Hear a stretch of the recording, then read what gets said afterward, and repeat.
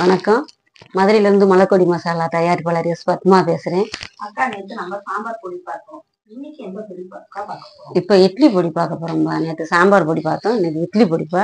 இப்போ இட்லி பொடி தயாராகி வந்திருக்கு. இது தயாராக முன்னே பருப்புகள்லாம் நல்லா காய வச்சு அதை எடுத்து எண்ணெய் சேர்க்காம அதை வறுத்து நம்ம அரைச்சிட்டு வந்திருக்கோம். 5 கிலோ இதுக்கு அரைச்சிட்டு வந்திருக்கோம்.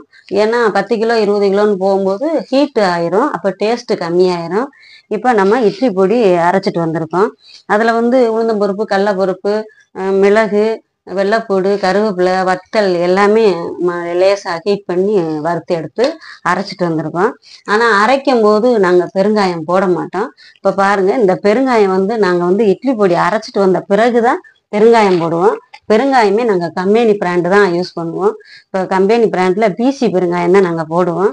இப்போ நாங்கள் பிசி பெருங்காயம் போடும்போது அரைக்கும் போது போட்டிங்கன்னா அந்த டேஸ்ட் வராது, மனம் இருக்காது. அதை வந்து நம்ம அரைச்சிட்டு வந்த பிறகு அந்த பெருங்காயம் சேர்க்கும் போது தான் அந்த டேஸ்ட்டு நல்லா இருக்கும், மணக்கும், நல்லா வாடையாக இருக்கும் பெருங்காயம். இப்போ நம்ம வந்து இந்த இட்லி பொடியில் பெருங்காயம் சேர்க்குறோம் பாருங்கள். அதில் பெருங்காயம் சேர்க்குறோம். ஆனால் சின்னவங்கலேருந்து பெரியவங்க வரையும் இந்த இட்லி பொடி வந்து நல்லது. ஏன்னு கேட்டிங்கன்னா இதில் வந்து வாயு தொந்தரவுகள் இருக்காது. அதுக்காக நம்ம வெள்ளைப்பூடு பெருங்காயம் சேர்க்கும் போது பெரியவங்களும் நல்லா சாப்பிடலாம். இப்போ இட்லி பொடி வந்து நம்ம இந்த பெருங்காயம் கலந்து இப்போ வந்து இட்லி பொடி வந்து பொதுவாகவே இட்லி பொடினா தோசைக்கும் இட்லிக்கும் மட்டும் நினைப்பாங்க. இல்லை, தோசை இட்லி போக நம்ம வந்து சாதத்தில், நல்ல சுடு சாதத்தில் இட்லி பொடியை போட்டு நெய், எண்ணெய், நல்லெண்ணெய் சேர்க்குறவங்க நல்லெண்ணெய், நெய் சேர்க்குற நெய் சாப்பிட்டிங்கன்னா நல்லது. ஏன்னா ப்ரோட்டீன், பருப்பு நிறையா இருக்கிறதுனால அதில் ப்ரோட்டீன் சத்து இருக்குது. அப்போ நம்ம வந்து இது பெருங்காயத்தை நம்ம அதில் கலந்துருக்கோம். கலந்து பாருங்கள், இந்த கலருக்கும் இந்த ரொம்ப நைசுத்தன்மை இருக்கக்கூடாது. இந்த கலரு தான் அந்த இட்லி பொடிக்கு நல்லது. ரொம்ப பரபரன்னு கொஞ்சம் அரைச்சிட்டு வரணும். இந்த அரைச்சிருக்கு. ஏன்னு கேட்டிங்கன்னா வெள்ளைப்பூடுலாம் நல்லா காய வைக்கணும். காய வச்சு அரைக்கும் போது தான் ஈரச்சத்து இல்லாமல் இருக்கும். அப்போ தான் கொஞ்சம் நாள் பட வச்சு வீட்டில் யூஸ் பண்ணுறதுக்கு இட்லி பொடி நல்லாயிருக்கும். அதனால் ஈரத்தன்மை வந்து முக்கியமாக வெள்ளைப்பூடுக்கு ஈரத்தன்மை போயிடணும், அப்போ தான் நல்லாயிருக்கும். இன்னொன்று என்னென்னா, கருவேப்பிலையை வந்து வெயிலில் காயப்படக்கூடாது, உருவி வீட்டுக்குள்ளே தான் காயப்படணும். அந்த பச்சை இருக்கணும், அந்த பச்சையோடு தான் இலை காஞ்சிருக்கணும். அப்படி சேர்க்கும் போது தான் இன்னும் அதுக்கு வந்து சுவை அதிகமாக இருக்கும். உப்பு அளவு நம்ம தேவைக்கேற்ப அதை உப்பு சேர்த்துருக்கோம்.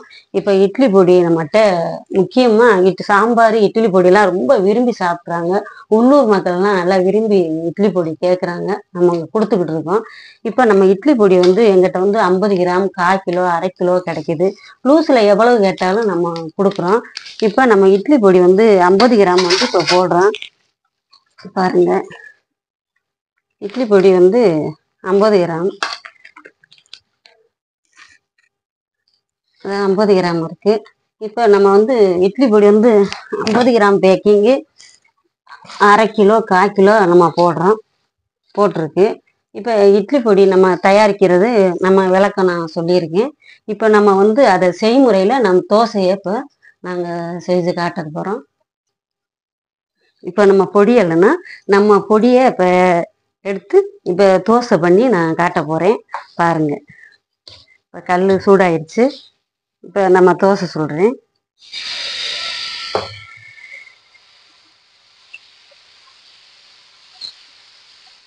பாருங்க, நம்ம இட்லி பொடியை நம்ம இப்போ தூவ போகிறோம். நம்ம இட்லி பொடியை இப்போ தூவ போகிறோம் பாருங்கள். இது வந்து சின்ன பிள்ளையிலேருந்து பெரியவங்க வரையும் சாப்பிட்றது.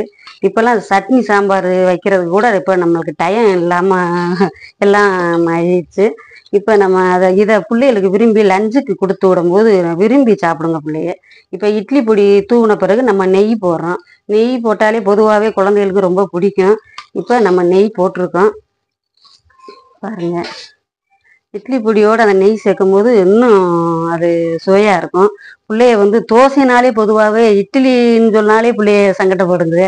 தோசைன்னு சொல்லும் போது அதை விரும்பி சாப்பிட்றதுக்கு ஆர்வமாக இருக்கும். அதுலேயும் பொடி தோசைன்னு சொல்லும் போது அதில் விரும்புதுங்க அந்த பிள்ளைய. இப்போ நம்ம தோசை சுடுறோம் பாருங்க.